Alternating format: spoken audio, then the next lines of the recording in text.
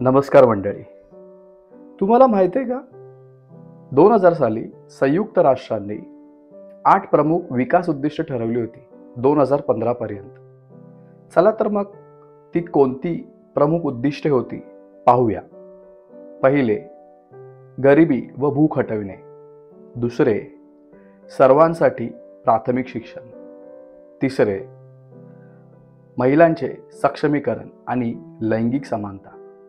चौथे, बालमृत्यू दरात घट. पाचवे, माता आरोग्यात सुधारणा. सहावे, HIV एड्स, मलेरिया आणि इतर रोगांशी लढा. सातवे, पर्यावरणाचा समतोल राखणे. आणि आठवे, विकासासाठी जागतिक भागीदारी निर्माण करणे. तर या 8ही उद्दिष्टांना मिलेनियम डेव्हलपमेंट गोल्स म्हणजेच MDGs असे नाव देण्यात आले. ही सर्व उद्दिष्टे आणि त्यांची नावे स्पर्धा परीक्षेच्या दृष्टिकोनातून खूप महत्त्वाची आहेत. यावर परीक्षेमध्ये थेट प्रश्न विचारले जातात.